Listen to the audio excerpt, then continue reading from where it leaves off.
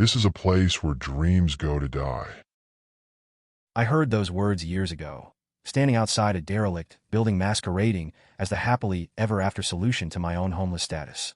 That phrase proved sadly prophetic, not just in relation to my own circumstances, but to the state of housing across the United Kingdom. Through my journey, I have witnessed the systematic warehousing of vulnerable people up and down the country in properties that prove to be dream killers rather than sanctuaries of hope. There is an assembly line efficiency to how vulnerable individuals are packaged and stored in these properties, with the same care and consideration given to the dented tins tossed in the bargain bin at your local supermarket. Meat is processed. The homeless deserve better. The signs of decay are consistent before you step inside. Unkempt yard stand in vivid contrast to the neighboring properties as overgrown weeds compete with scattered beer cans for aesthetic glory. Overstuffed trash cans spew forth empty pizza boxes and rotting half-eaten food for the local vermin to scavenge. Windows streaked with impenetrable grime that even rain can't wash away prevent the need for curtains. Drug paraphernalia adorn the entranceways like macabre Christmas decorations strung by elves high on Rudolph's snow.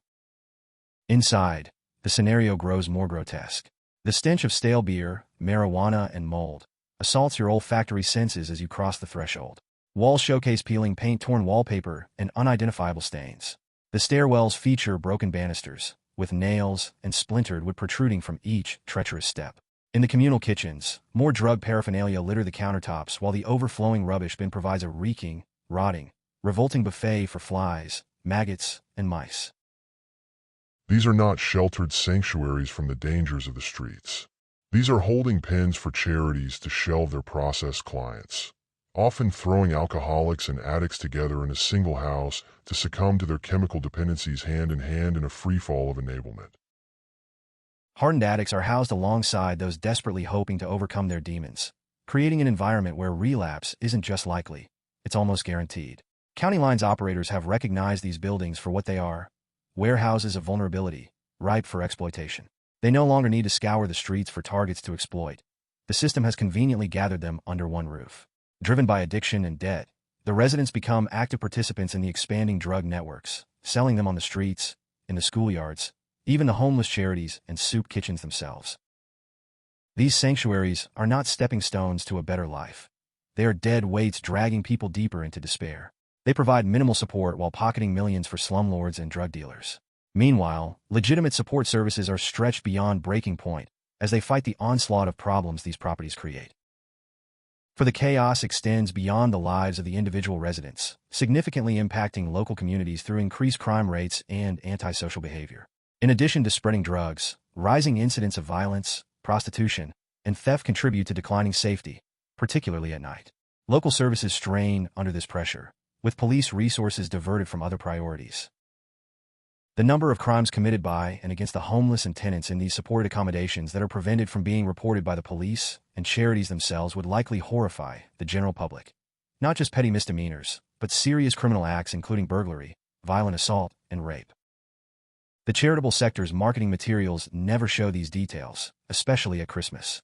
Their glossy brochures and heartwarming social media posts showcase smiling, grateful faces and clean, welcoming spaces. They weave heavily edited stories of transformation and redemption, of lives rebuilt through their benevolent intervention. It's lovely. It's heartwarming. It brings in the money. It's crap.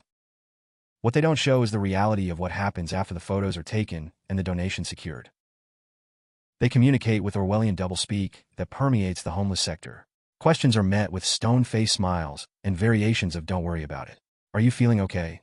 It's too complicated. Are you feeling okay? Or the especially chilling, "we know what we're doing." Are you feeling okay? When concerns are raised, the response is depressingly predictable. Staff members hold informal chats that feel more like performance art than genuine dialogue. Promises are made, then broken. Questions are deflected and concerns are dismissed with the ubiquitous response, "You misunderstood." Are you feeling okay? The truth gets lost in the unending fog of gaslighting. And they make damn sure they control the narrative, the paperwork, and the public discourse. The processing assembly line continues unabated, while the marketing machine churns out more success stories, more transformative narratives, and more calls for donations to support their life-changing work. What is particularly insidious is how this system perpetuates dependency while claiming to promote independence. Too many charities running these properties often lack proper aftercare for success, beyond keeping the beds filled. They continue to refer vulnerable individuals into these properties while knowing the conditions and dangers. They continue to celebrate successful outcomes while sweeping incident reports detailing violence and abuse under the bureaucratic rug. They continue to promote their solutions to end homelessness with your money, while their clients flee back to the streets for safety. Invariably, those clients are forced to return through charity and police intervention, with threats of arrest and sectioning if they don't comply. Stripped of their dignity, they are lectured, chastised, even punished for daring to resist the suffocating care that imprisons them. Each return is a brutal reminder that their survival depends on submitting to a system that calls its oppression kindness. And the cycle of benevolent terror begins again, a relentless cycle of institutional abuse masquerading as compassion. This is not a step to independence, for the conditions make it virtually impossible to obtain employment, let alone keep it for any length of time. Whether intentional or not, the tenants are simply set up for failure. Many do, and find themselves falling deeper into their addictions, falling back onto the streets, and calling on the charities that put them there to pick up the pieces again. You don't need a career in business journalism to know the best customer is a repeat customer. And repeat customers are exactly what this system produces. Individuals revolving between street homelessness and these benevolent holding pens, never breaking free. And here lies the cruel paradox at the heart of the system. Many choose to return to the streets rather than remain in these safe accommodations. The charity fundraising materials never mention this bitter truth, that their solutions can be more dangerous than the problems they claim to solve. The streets, with all their dangers, offer more safety than these confined spaces of sanctioned violence. Better to face the known risks of the streets than be trapped in an enclosed space with unpredictable violence. At least in the streets, you can run. This is not housing. It is homelessness with a roof, a storage facility for people society would rather not see, packaged with just enough support to maintain the illusion of help while ensuring a steady stream of repeat customers. This is not successful resolution, but dehumanizing machinery of false hope, grinding vulnerable lives between the gears of fundraising campaigns and minimal accountability. The solution isn't simply more regulation. We need a fundamental rethinking of how we approach supporting vulnerable individuals. Reform must prioritize the well-being of residents and the surrounding communities.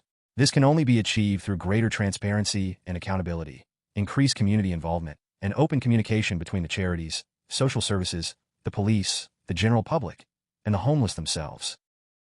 Until we acknowledge this reality, until we stop accepting the charitable sector's PR campaigns about successful resolutions and happy endings, nothing will change. The processing will continue. The stone-faced smiles will persist. The marketing materials will keep promising transformation while delivering trauma. And vulnerable individuals will continue to be warehoused in conditions that make independence impossible, trapped in a system that processes people with all the care and consideration of tinned meat on a supermarket shelf. We are not ending homelessness. We are simply giving it a roof and calling it salvation. The truth is much darker. We have created a system where the streets themselves become a refuge from our purported solutions, where the absence of shelter can feel safer than the presence of walls. We could do better. We must do better. I know. Because I find myself back on the streets again. Escaping the drug users. Escaping the violence.